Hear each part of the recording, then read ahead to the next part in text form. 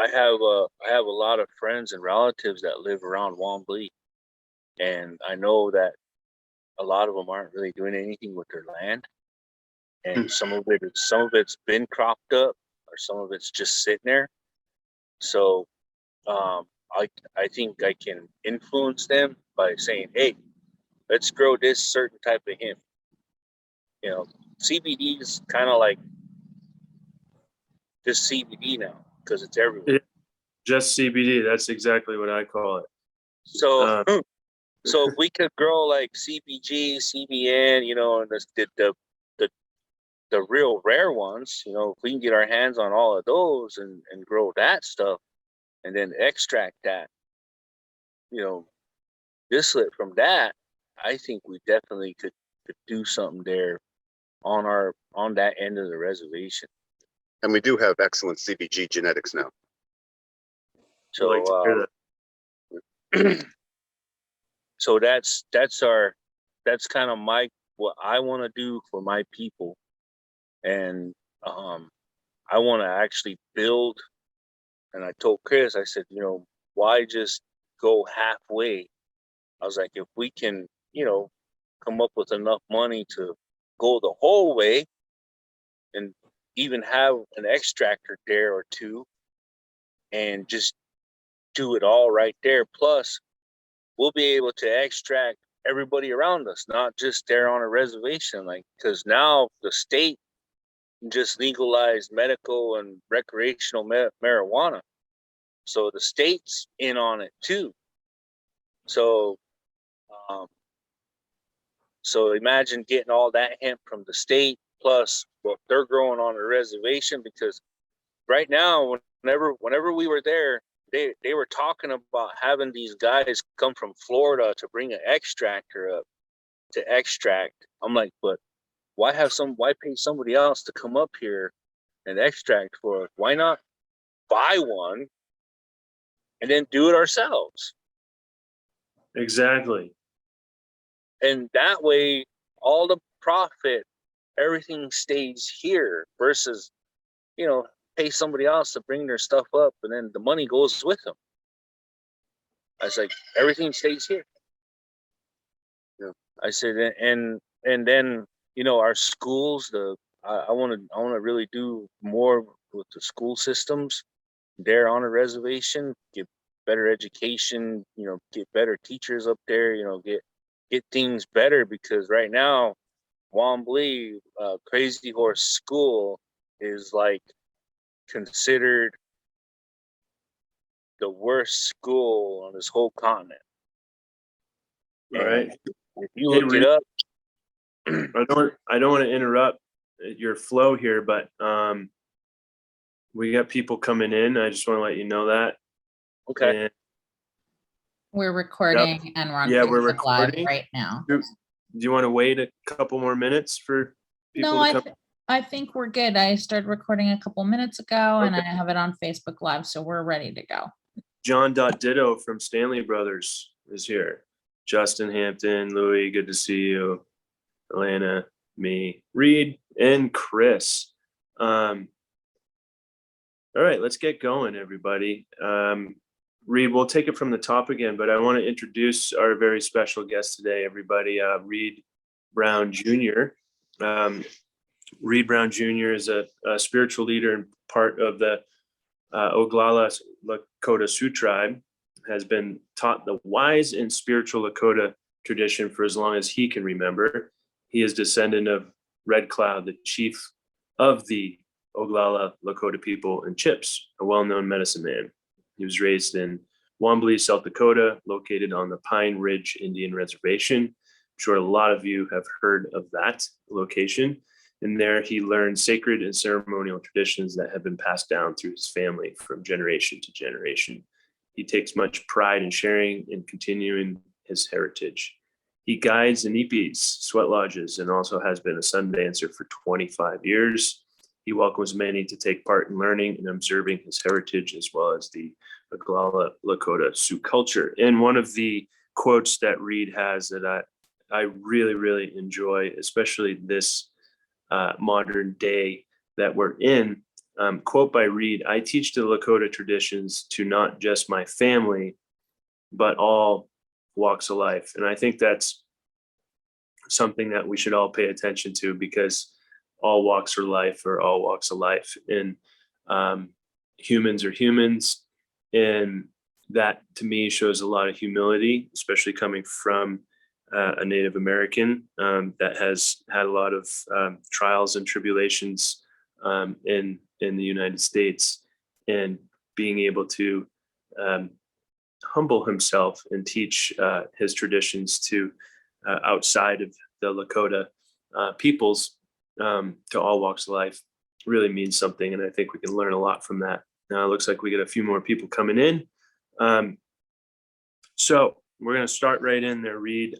You're coming from Wimberly, South Dakota, the Pine Ridge Reservation, but you're in Pennsylvania right now with Chris McDonald. And what's the first thing you tell people about growing up on the Pine Ridge Reservation? One of the first things about, well, Pine Ridge Indian Reservation is like it's a third world kind of living. It's very desolate. There's hardly any jobs. It's it's a kind of a hard life to grow up through. If you have a family member that my dad and my mom, they both worked, and they took care of the family that way. And then but yeah, the Pine Ridge Indian Reservation is kind of it's a hard life to live there. There's crime's pretty heavy. Not too many Native brothers and sisters there really do a lot of spiritual teachings, or do a lot of sweat lodges and stuff, because they know, and they know that it's a hard life to walk the red road, and it is.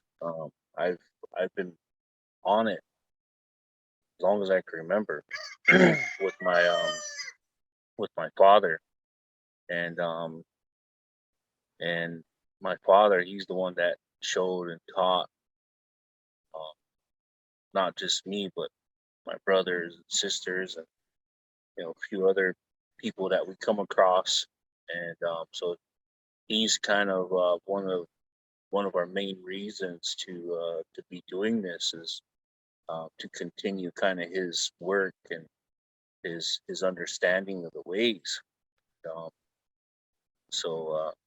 with him, it's well, the Pine Ridge life is it's growing up there's fun, because there's hardly anything. We used to roam all over the Badlands. There's lots to do there. A lot of land, a lot of horseback riding, you name it. Do all kinds of stuff there. But it's hard living, because if the winter months are bad, but other than that, I mean, Pine Ridge life, res life.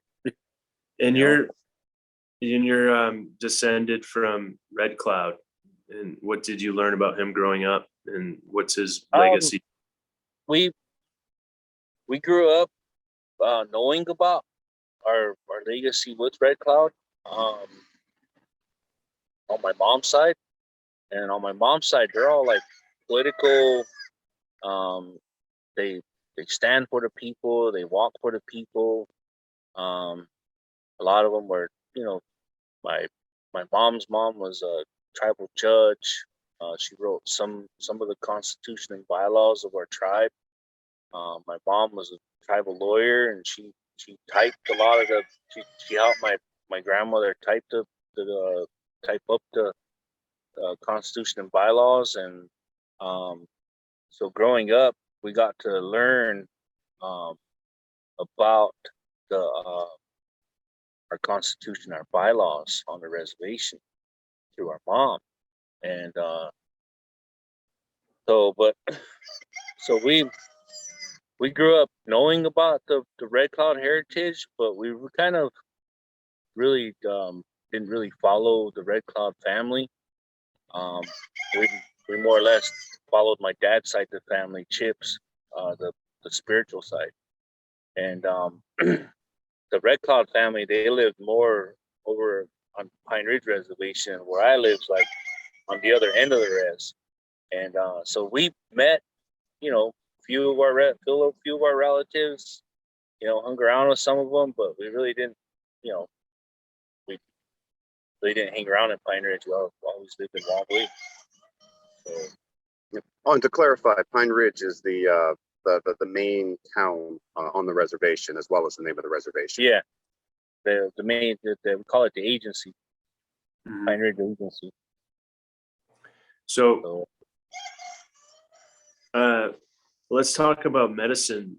There's a lot of different traditions of medicine, and you are a medicine person. Although there's one dominant form of healthcare in the United States. And what can your traditions and plant medicine traditions, sweat lodge, do that corporate health can't?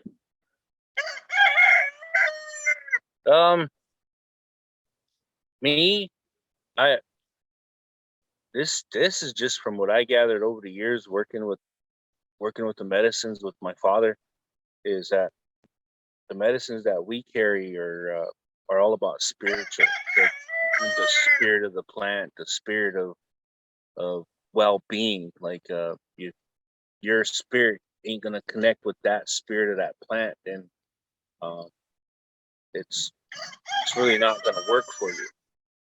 And I myself, I had I got the COVID. I was already, I was kind of like right at the borderline of high blood pressure, but I used to be able to keep it like level. And recently here, they put me on some blood pressure pills to try to, because I had COVID, my blood pressure, I couldn't keep it up. It was always up and down. And so then they gave me pills, and I just recently took myself off of them like the whole month of August. I quit taking them and I started doing red beet pills, red beet capsules, and they seem to be keeping my blood pressure real level. So I the only white medicine that I actually take now is just the aspirin, and that's due to having the COVID, because it jacked my heart up, and I mean the COVID really messed me up, and so I understand, you know, that some of the white pills, the white man's medicine, that they really don't work on natives, because you know our bodies aren't used to it, so we struggle with it. And growing up, um, seeing grandmothers and grandfathers, you know, they were on dialysis, or you know, they had diabetes real bad, and you know the medicine that they're giving them, the insulin and stuff, would basically um, not give them an appetite, where they weren't eating. So um, some of them they smoke marijuana just to eat, and a lot of them, you know, you would never even think that, oh man, you know, that grandma, she don't do that. She grandma's sitting in the back smoking a joint just so that way she could eat, because of the diabetes pill that she takes.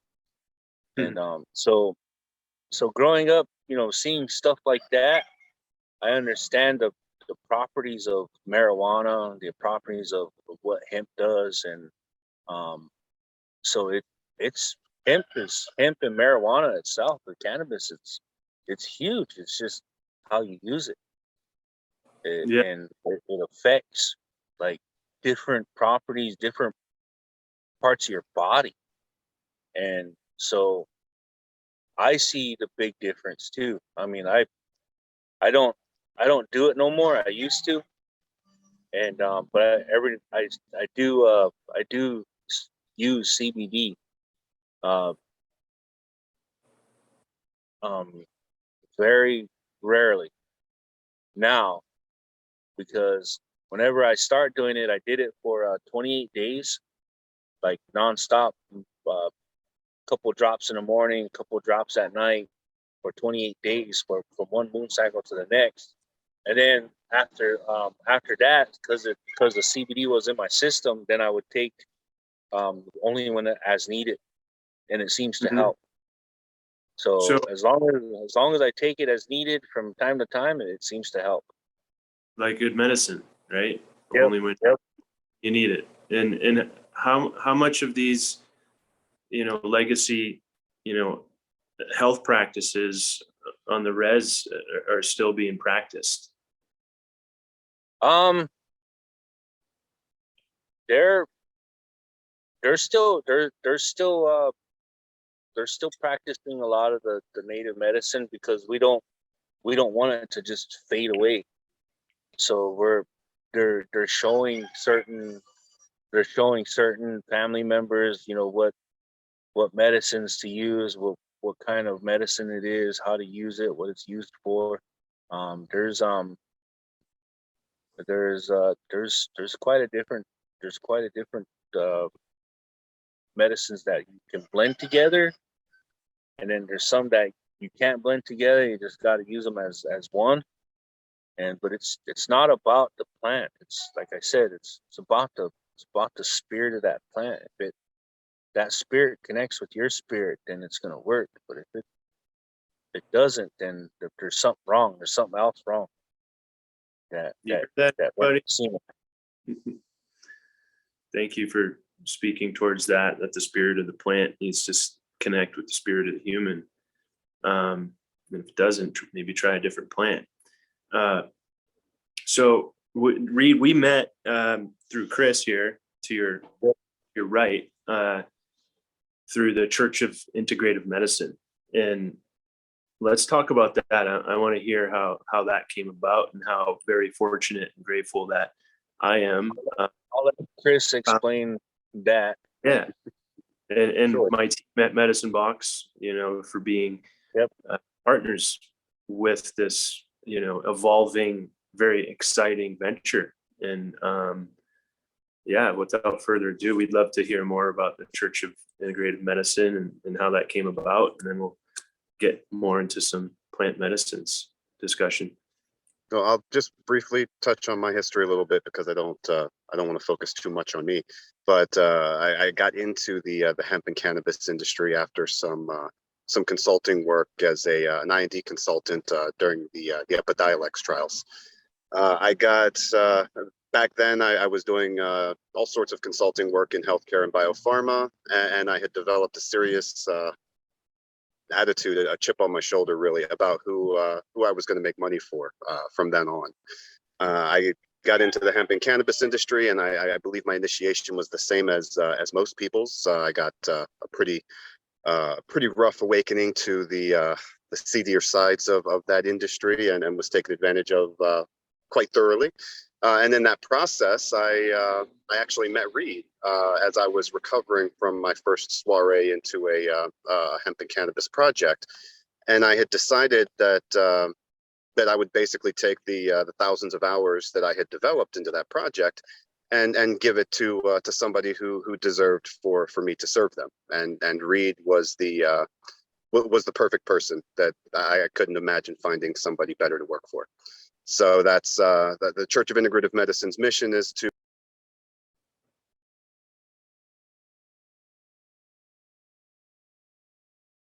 themselves and to rely on themselves, each other, and not so much on the centralization of large systems. And to do that, that the idea is that this space and time where we've got weeds that exist in a gentrified bubble, that the proper stewards of that life and its value should be the ones to leverage it into the future. Great, and thanks, Chris. And one of the great synchronicities of connecting with you and Reed in the Church of Integrative Medicine is that my mentor, Michael, the late great Michael Hollister, he learned plant medicine and botanical medicine with Jamie Sams of the Navajo. and was a mediator for the Sacred Seed Project over in the Botanical Gardens in Washington, D.C. But he would always, teach me a lot about Lakota traditions and Navajo and Sioux. And he'd leave these little morsels for me to discover later on. And even though he's not with us anymore, he is, what we consider our spiritual advisor, looking at us through the moon. He was very big on the moon cycles, and he actually transitioned into the afterlife on the strawberry full moon of 2018. So I remember, this is just a little bit folklore for Medicine Box, but I asked him our last conversation when he was in hospice up in Humboldt County in Trinidad Bay. Michael, when you're gone, who am I going to speak to? Like, how am I going to continue stewarding your vision? And he said, you already are, and just keep following the plan. And there'll be plenty of Michaels to speak to long after I'm gone. And I'm really excited to make these beautiful discoveries with you.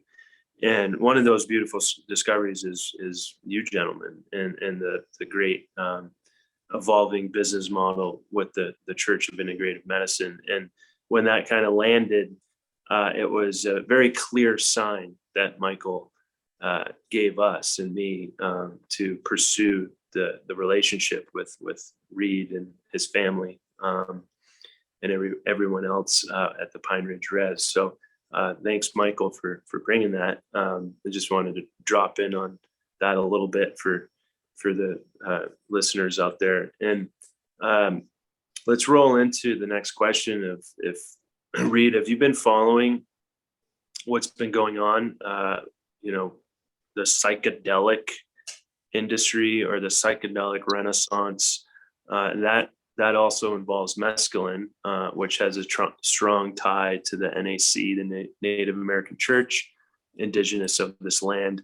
And what should their involvement be, in your opinion, that the Native American Church, the NAC, with this psychedelic renaissance, or this, I just dislike that word industry, but for lack of a better word, the psychedelic industry? I was my younger brother lives down there in Albuquerque, and he started this festival called Tribal Visions. And in the Tribal Visions, they do peyote, mushrooms, and stuff like that, but it's more on a spiritual plane than it is just going out and just doing shrooms and whatever.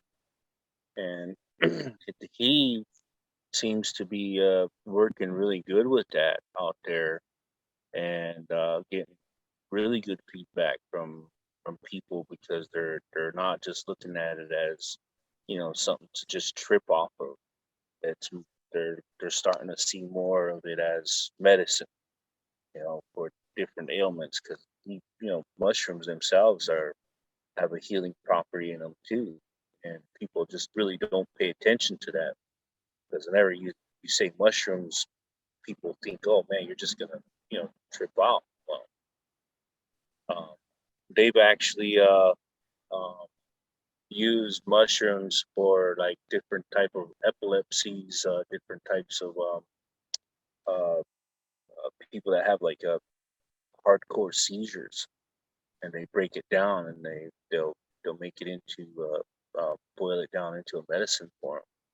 And it seems to have worked even long time ago, before man discovered that, oh, there's these mushrooms, they make you go out there. Well, they used them back then, before all of that, as a medicine. Everything has a medicine to it. Everything has a healing property. You just have to find what it's for. And peyote, on the other hand, is more spiritual base. Like, you literally have to have ceremony to actually get the full concept of peyote itself. Build a fire, have someone do the songs, or stuff like that. and me, I have a hard time struggling living out here in PA because I talk about, oh yeah, we're gonna smoke our chanupa, and they're like, what's a chanupa? Well, I see a pipe, and a lot of them think, oh man, you guys are gonna smoke marijuana or some kind of drug in it. But no, this is a sacred object. It's something that we pray through, so we don't pray to it. And so I explain, the tobacco that we use for it. It's not marijuana. It's not peyote. It's not. I said that's what Hollywood has.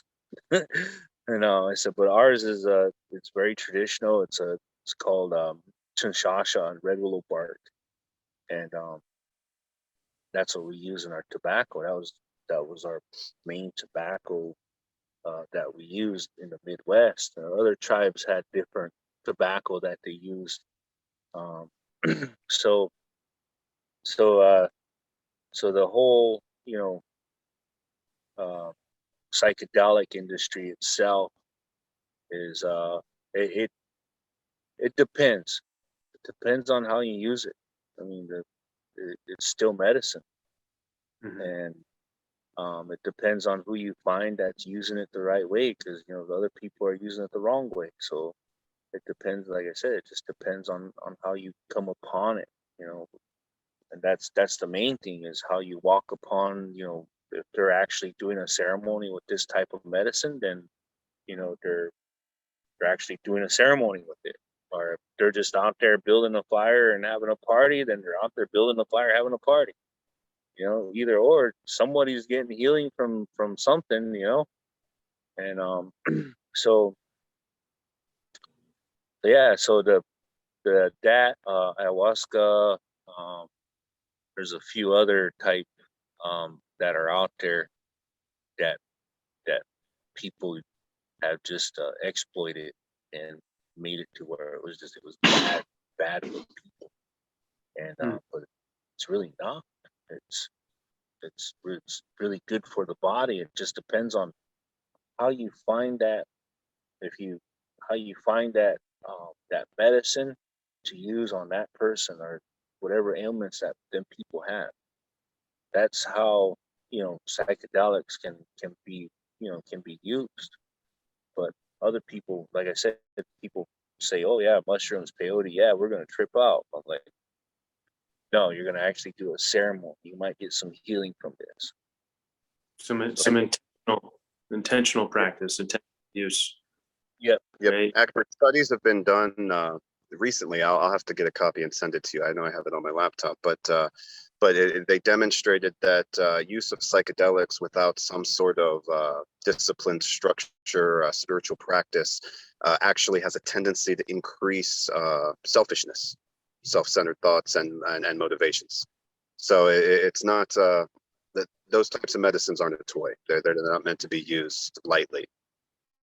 Or categorize the superiority complex or the God complex. We don't need another MK in our hands. I have a friend that lives. Him and his wife just moved from down there, and from like around Flagstaff in that area. He's Dene, and I asked him. I said, hey brother, I said, so I have some friends out here that want to do some medicine, and I said, what would it take if you bring somebody that's very traditional up here to do medicine? And he's like, my people, they really don't allow Washichilas, white people, into, anything. And he's like, no, we really don't do that. And I said, yeah, I know. I said, but would you recommend somebody that we can trust to do medicine with people?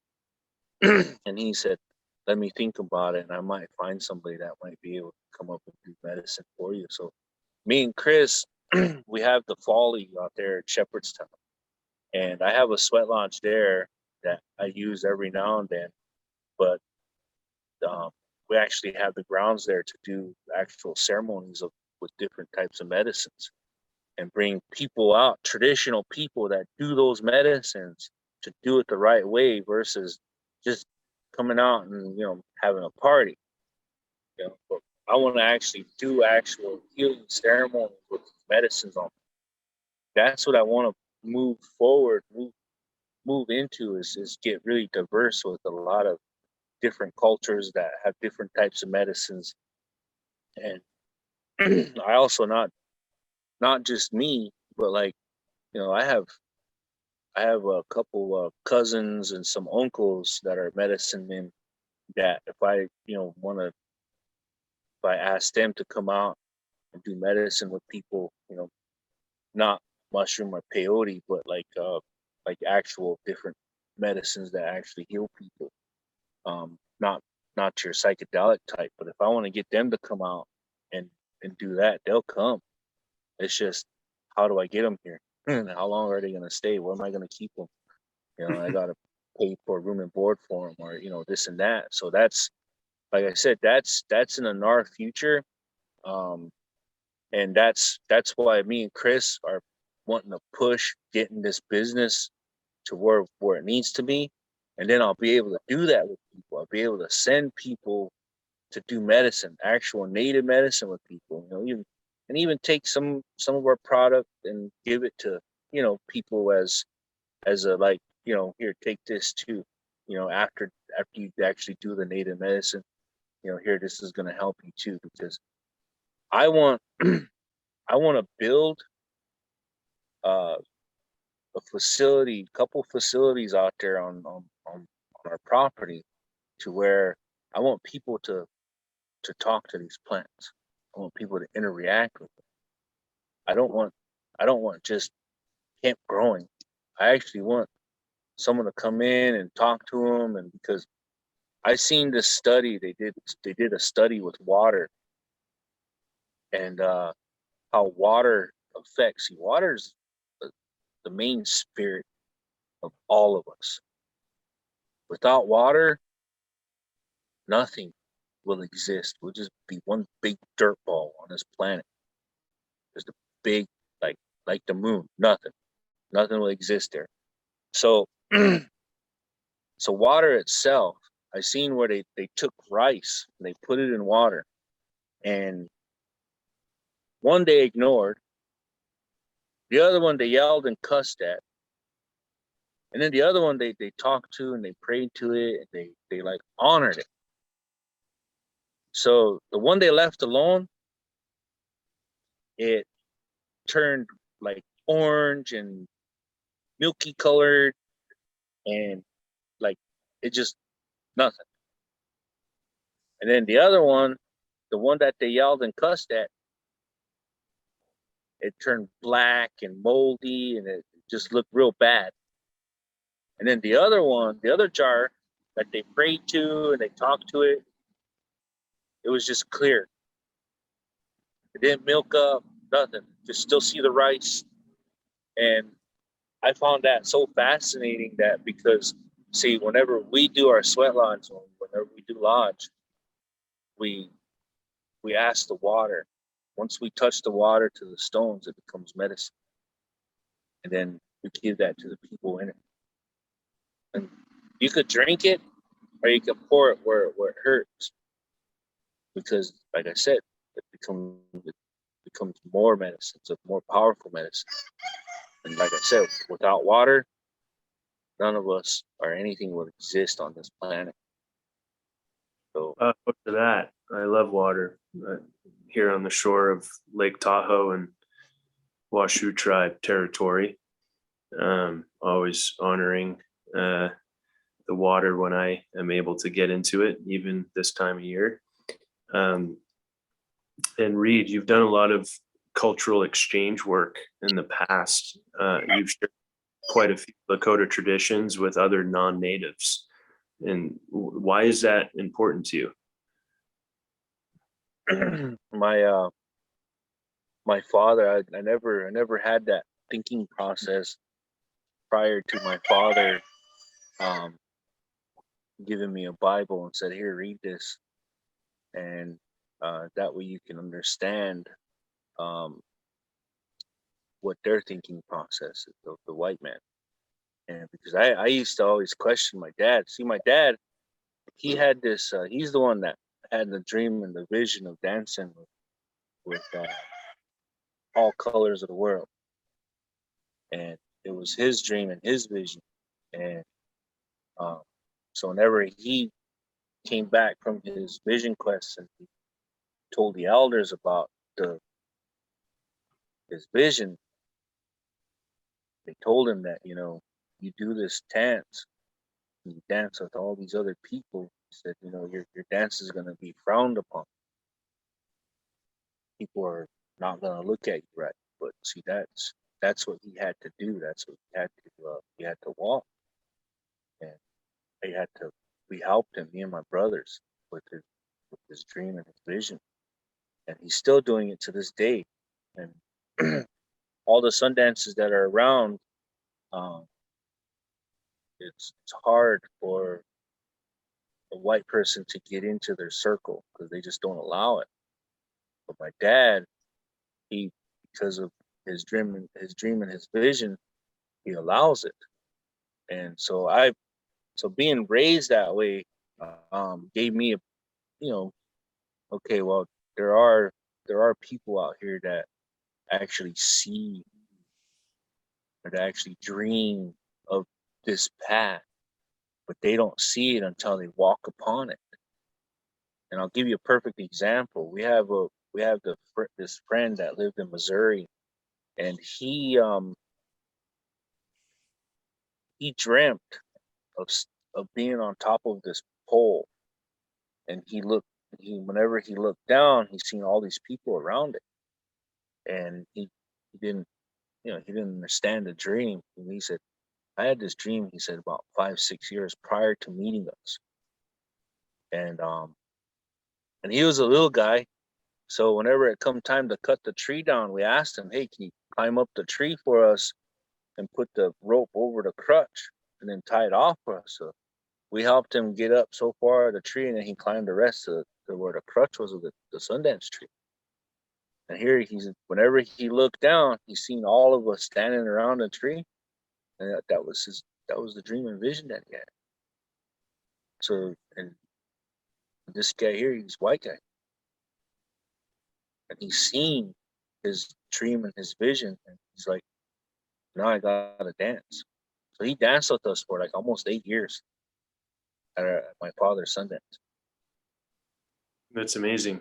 That's just a sure sign of humility, and something that we like to say, one of our values at Medicine Box is it's better to understand than it is to be understood. And I like your story about reading the Bible, and it's like we have to I mean, that to me is like a paradox, right? Like an Indian reading a Bible. But my mother, on my mother's side of the family, they're Catholic. They're like real strict, man. And on my dad's side, they were Episcopal. And my mom said, take the boys and raise them this way. Don't raise them, don't raise them with the Bible. Don't raise them with the church. So we were raised, around the sweat lodge and doing ceremonies and sun dances and stuff. So then growing up, later on years, I was 30, 33 or 34. My mom had me sit in a rosary reading. And so I didn't know what a rosary was. I thought it was just a necklace. And then I was sitting there and I was watching them, and sorry to say this, but I was high as shit sitting at rosary reading. But anyway, I was sitting there and I looked up at the deacon, sitting there, and he was holding his beads and he was saying the Hail Marys. And I was like, I looked at the beads and I'm like, wait a minute, these are prayer beads. So then I was like, okay, I said, he's praying with them. I was like, so I start rubbing them and I was saying a prayer with them too. And I was like, all right, so I kind of got that concept. Oh, here I am, 34 years old, didn't know what a rosary was. I was raised Catholic until I quit when I was 15. And the last time I was in Catholic church, I was hungover. It was the first time I was ever hungover. And I didn't know. Yeah, and my mom, I didn't know that you sweat the alcohol out of your pores, and my mom was very, very embarrassed. And I think I was 14 or 15, but we share a similar path, Reed. When I first met you, we shared our success and being our past with complications with alcohol and drugs, but getting through that with recovery. And I went more of a traditional route in the 12-step recovery program, and then plant medicines kind of found me.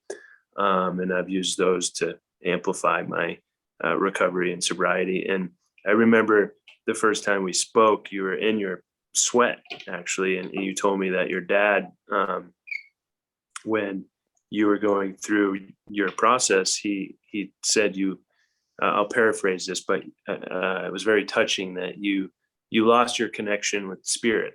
And he said, go in the sweat and sit for, I think, 4 days, 5 days by yourself and regain that spirit. And I think that's really something that's missing in recovery today, and the way we look at treating, alcoholics, addicts, mental health, is that it's more of treating the symptoms of the actions that get us there, and not really the underlying root and connection to spirit or connection to self or something that's bigger than us can really catapult us out of those catastrophic behaviors that a lot of addicts and alcoholics exemplify, I guess. But I find that interesting that you were holding prayer beads and high, and you didn't know what they were. And I was in church sweating out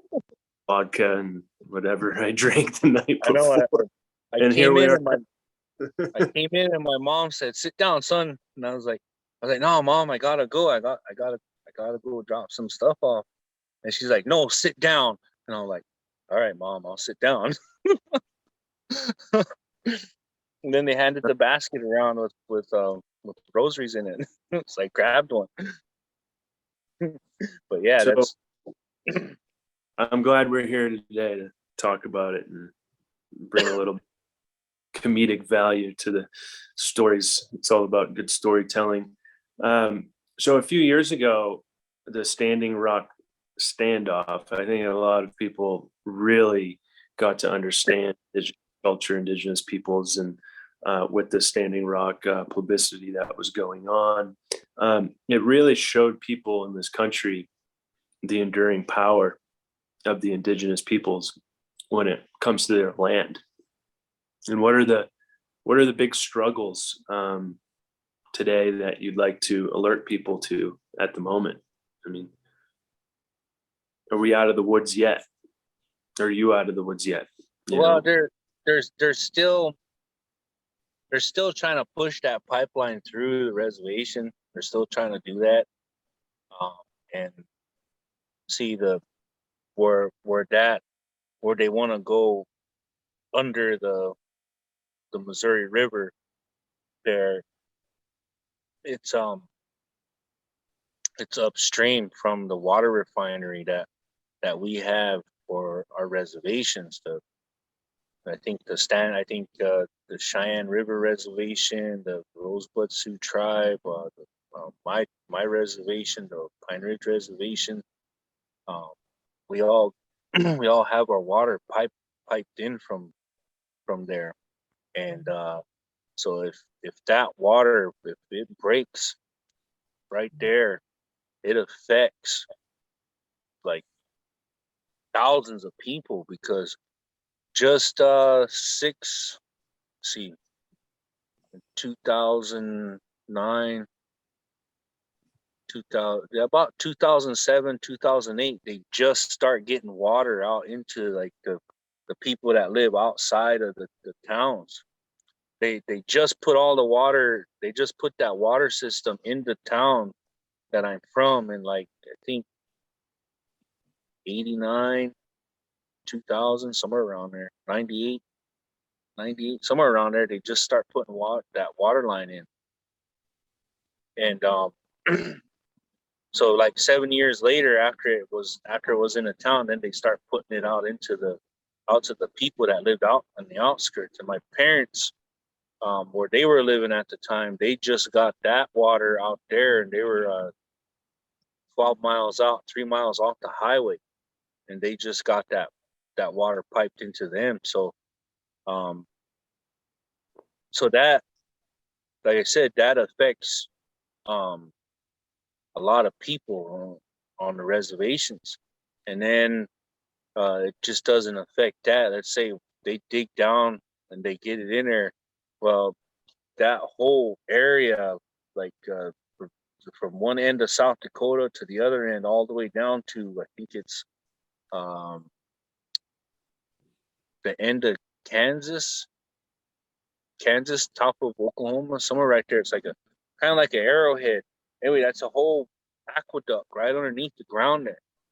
Like it'll affect a lot of water in that area. And so it's gonna affect a lot of people if they actually put that pipeline in through there. Not just yay, we get another pipeline running through our continent, but it's gonna kill a lot of people. And I'm glad that they stood up. I'm glad that they're still standing up for it. I really am. They need to keep standing up, because it affects a lot of people, and not now, but let's say 20, 30 years down the road, it's going to affect a lot of people. There's this funny, not so funny meme that goes around, that's been floating around the internet lately, and it said, we've banned plastic straws and single-use plastic. How about we start banning pipelines through Native American land? It's just a bit of perspective that shows how ridiculous lawmakers can be, and greenwashing and virtue signaling that takes place in this country, and sometimes distracts us from the real big issues, or the BFPs, the big fucking problems. So thanks for bringing some light to that, and hopefully people are still standing strong. And if you're not able to be there physically present, show up and let your voice be heard with your local and your Congress people and all of that, and bring light to the situation. And speaking of light to the situation, do you think our new Secretary of the Interior, Deb Haaland, is doing her job? She's the first Native American Secretary of the Interior, and she seems like she's been a little bit quiet. I really haven't heard anything on her, so I kind of don't have any right. I really don't have a feedback. I don't know what she's been really doing. I don't know. A little quiet, stepping on the right toes or what, Yeah. But I think right now she's like just kind of trying to read people, trying to read what's going on there in DC. She's reading the Bible. Yeah. Well, and in her defense, the mess that she has to untangle is far more complicated than, like just on the reservation. When I went out there with Reed last spring, some of the things I learned about the complexities, the gridlock built into their socioeconomic situation. It took an hour of having the director of their hemp commission explain it to me for me to even start to understand just how complicated it was. But, a lot of them, like Reed's family included, they have hundreds, thousands of acres of land that they cannot avail themselves of. They can't borrow against it, and they can't even make money off of it if they lease it to farmers from off the reservation to make money off of. It doesn't generate tax revenue for the reservation. Nothing. The system is designed to basically starve them of socioeconomic influence and resources. Yeah. And it's their own land. And it's not treated as an asset like other people's land. Yep. That's horrific. Yeah, it's pretty bad. He said that this guy, or he said this rancher over here, he'll crop, as much as he can all spring and summer and then fall, and he'll get the ground ready, but he's gonna profit off of that. And he said, here's the leaser, the guy that's leasing the property. he's gonna get like maybe $2,500 for leasing his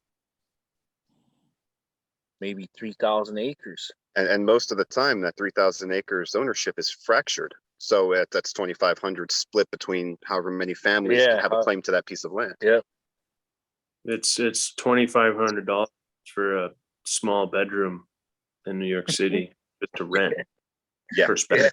Or even in Lake Tahoe, where I'm at now, is rental prices, if you can find something to rent, has just been astronomical with the land grabbing and all the money that's coming in. So I do want to open this up for some Q&A.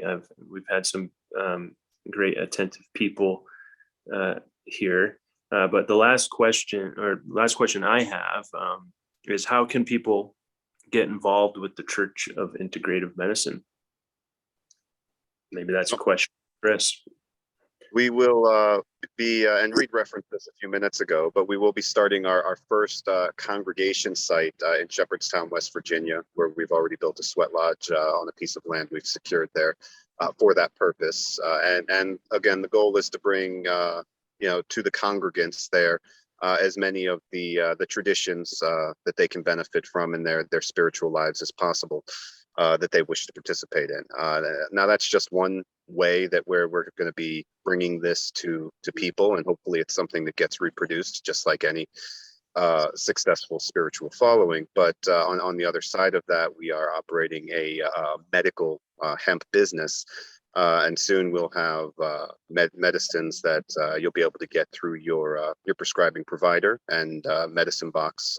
Brian, compliments of Brian, there will be a big part of getting the word out on that. And then very soon, Reed and I are working with a charity organization called Catastrophic Health Planners. We'll also be working with Medicine Box on this project, and it'll be a massive fundraising operation to kickstart these initiatives, to get Reed and his family relocated back to the Pine Ridge Reservation, and to put the resources onto his family's land so that we can build housing units, start some self-sufficient farms, and get some people taking care of themselves so that they can start to synergize and participate in success with us. Right. Thanks, Chris. And this month, our sales initiative at Medicine Box is, in celebration of Indigenous Peoples Day, but we firmly believe that Indigenous Peoples Day should be 365 days a year, just like Earth Day should be 365 days a year. And 5% of our top line revenue is being donated back to that charity and for use on the Pine Ridge Reservation as Reed and his family sees fit. I believe it's for educational awareness and schooling for children. So just wanted to get that out there. If you all want to spread the word, we have great products at medicineboxwellness.com. And we have 10-15 minutes left. I just want to say thanks to everyone who participated here. Cheryl, you've been nodding your head a lot as Reed's been talking, and I'm sure you probably have some questions, or if you want to chime in. It's a small group, so I usually have people type in the chat, but since we're such an intimate group, I think we can just speak the questions. So I know you got some. Yeah, I do. I just want to say thank you, first of all, for what you're doing, because this is really amazing. And as a native myself, I'm a Micmac Indian from Nova Scotia, Canada. I live in California, but I am so interested in, I'm a cultivator, first of all, in cannabis. I'm already Indigenous, I'm a female, and I'm trying to get into the, come out of the legacy market. And I'm really interested in how other women and minorities are really breaking into the industry. And I'm actually in a doctoral program at USC, and I'm writing a dissertation on this. So all this information is really valuable to me to get a different perspective, just from other people and what other people are saying. This is invaluable information. I appreciate your time. Thanks. Thank you. Aho to that. Yeah, I mean, the answer, that I would have is like breaking out of the legacy market in California. Legacy market, yeah, Yes. same here. Yeah. Even though it sometimes pulls me back in once in a while, but I think going about what you're doing a dissertation with the thesis statement that you just described is a great way. The cannabis in plant medicine is way more than the effect that it gives you. It's way more than the psychedelic experience or the pain relief or anxiety relief or the mood stabilization. And I think what's missing and what's lacking in the industry, or I call it the THC. There's the THC industry, which is Prop 64, and then there's like the just CBD industry of hemp, but it's really just these single molecules. And focusing on education, awareness, social justice, social equity, environmental stewardship, social stewardship is really huge because there's such these deep rooted belief systems that have been instilled in so many people through social programming and the war on drugs that folks aren't really thinking about that. A lot of businesses aren't putting that information out there, and there's a lot of profiteers and opportunists and carpetbagging happening. So I applaud you for going about the direction that you're going in, being able to have, you're native, you're a female, and you're a cultivator, and being able to bring all of that experience into the process through your dissertation, I think is going to be invaluable. And hopefully, it will be able to be showcased somewhere, publicized, outwardly in the form of educational awareness. And we're happy to help with that. Well, we talk to our plants too. We touch every single one of our plants. We grow on a smaller, intimate scale. So we're able to do that. And we play music for them, and we grow 100% hydroponically, which our water gives us life. So of course our water is the best that we give our ladies. And we believe in that. We've actually had spiritual like orbs visit our grow room. And we've had it on the camera system. We really try to give the spirits the best love and environment that they would want to have. So we definitely think of it like that as well. And I think that and when your heart's in the right place and you're making the right choices, the universe kind of opens up, and I feel like both feet have to be on that same path. And I've been living for so long with one foot on this path, one foot on this path, and you don't feel whole when you're doing that. So, and I believe that cannabis will heal people. I really do. I believe the whole plant. I just harvested mothers yesterday that I harvested all their roots, and I make teas from them for anti-inflammatories and salves and stuff. I'm a professional chef as well. So I believe in what you're doing. And I think that if we just can get that dialogue going with more people to understand what it means to be Native, and still in the 21st century, how we bring our culture and back into our everyday life. Yep. Good.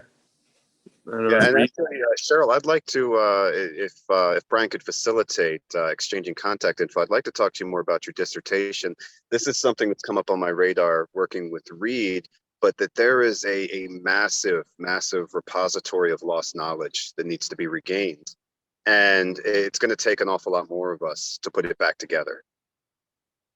Cheryl, if you wanted to, Cheryl, just drop your email in the chat for Chris McDonald, or is it Reed's who's Zoom using? Yeah, or to Reed, and Chris will have your email.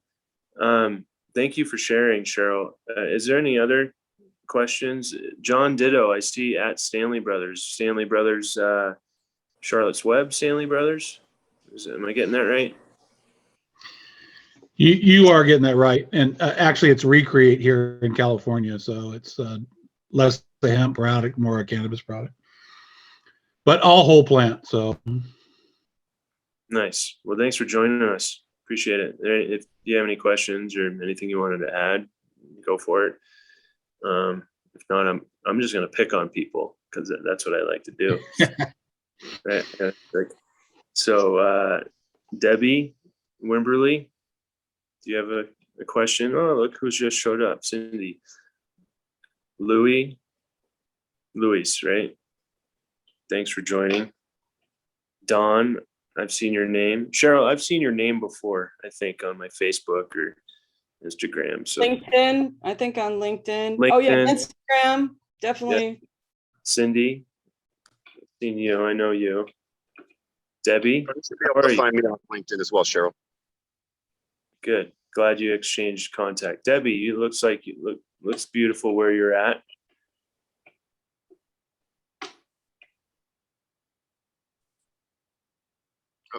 Muted. Debbie, I think you're on mute.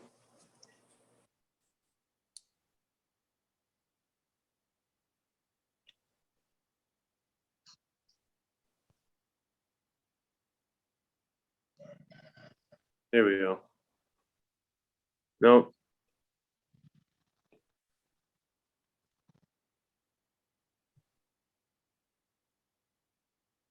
If you want, you can drop a question in the chat bar and I'll read it for you if you can't get the audio.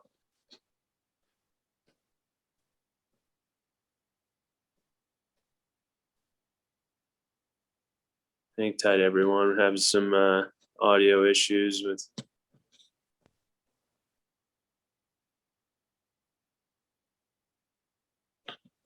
No audio, Debbie. Do you want to drop? If you want to drop your question in the chat bar, I'm happy to read it for you.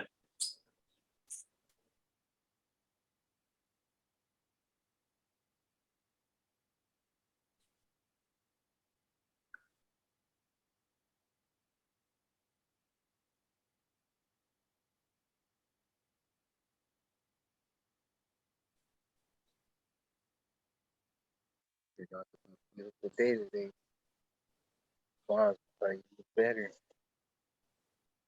I thought about doing lawn whenever you came. Hmm. I thought about it and I was like, I gotta cut wood. I was like, I don't know, man. Plus, I gotta fix on some watering system for a chicken. So Debbie just asked everyone. She just learned this week that CBD seed can help to rebuild immune system. Have you heard of this? I think we are referring to hemp seeds rather than CBD seeds, and hemp seeds, hemp oil, or anything like that does provide a healthy immune system through all the proteins that are in there, but the proteins and amino acids. But if anyone else wants to jump in on that, thanks Don for showing up.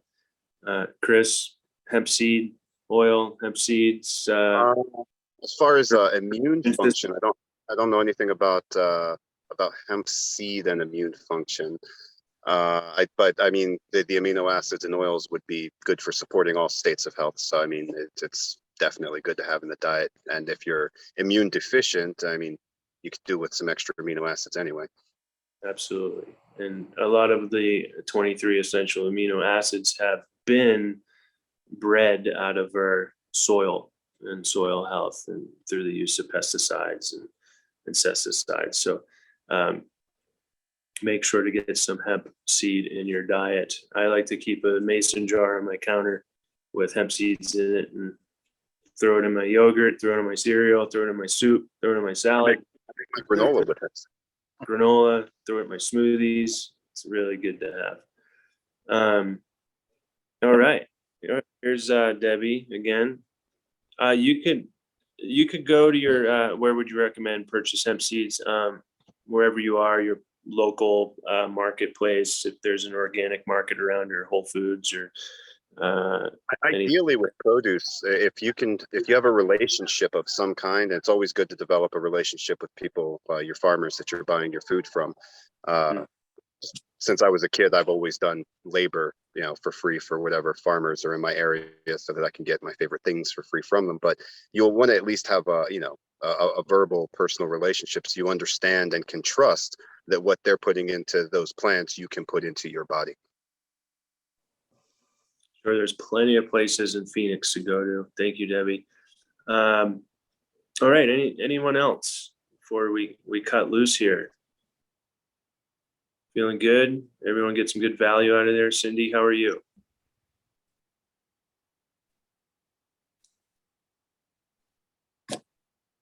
You're welcome. Thank you. All right. Well, that was super fun. Thank you all for joining in Facebook land. Thank you for, participating if you were watching this live. It looks absolutely gorgeous in Pennsylvania today, where Reed and Chris are at. Hope to get over there someday.